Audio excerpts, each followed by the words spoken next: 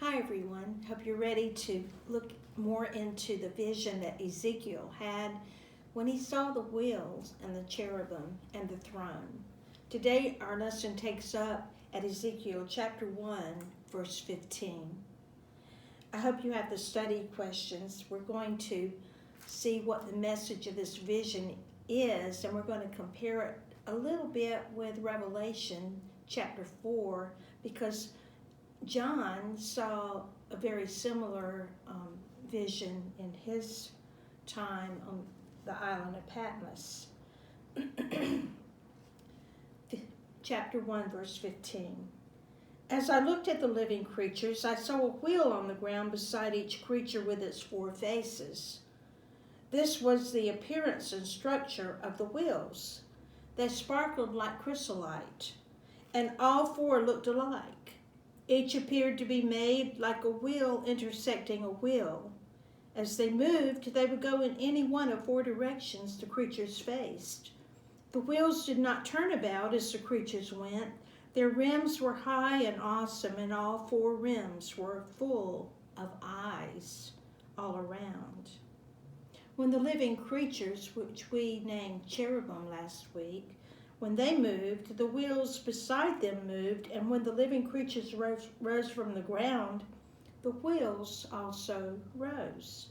Wherever the Spirit would go, they would go.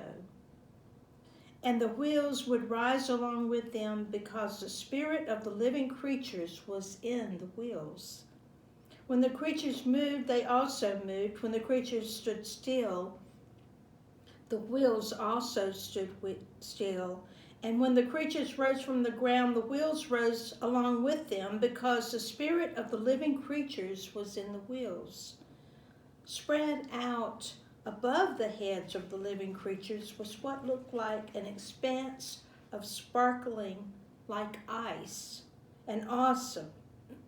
Under the expanse, their wings were stretched out toward one another, and each had two wings covering its body. When the creatures moved, I heard the sound of their wings, like the roar of rushing water, like the voice of the Almighty, like the tumult of the army. When they stood still, they lowered their wings. Then there came a voice from above the expanse over their heads as they stood with lowered wings.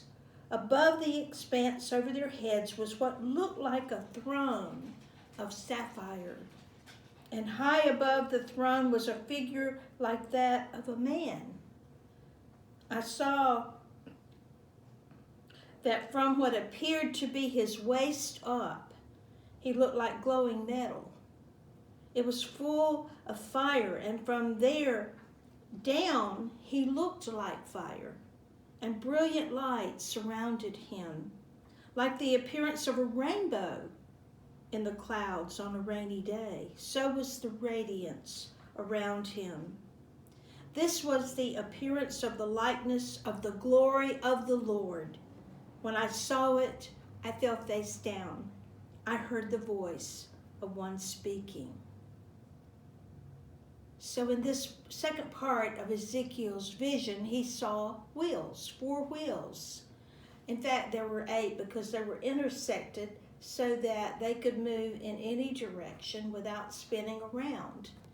And the wheels were full of eyes. And the eyes were far-reaching and far-seeing. And he saw gemstones flashing and gold metal. And of course, he's pondering during this time, what does this mean? We know that in the study that we have been undertaking, that the message was that God was about to act. Now, the people had been taken captive from Judah into Babylon, and they are isolated here on the banks of the Kidron Canal, where the small group of the captives had set up camp and built homes and taken jobs and planted crops and were living. And it's here in this foreign land that Ezekiel sees the message. Why did God have to speak to Ezekiel in a message like this? Because he raised Ezekiel up to be a prophet, and Ezekiel was called upon to tell the people that they did not leave God in Jerusalem, that God had not deserted them, but that God was with them here. And the vision that Ezekiel sees here in chapter 1 is the vision of God and the imparting of the knowledge that God is with them, that he's everywhere, he can travel in all directions, he's seated on a throne, he's watching over the Judeans because he loves them. They are his people, and he has not deserted them.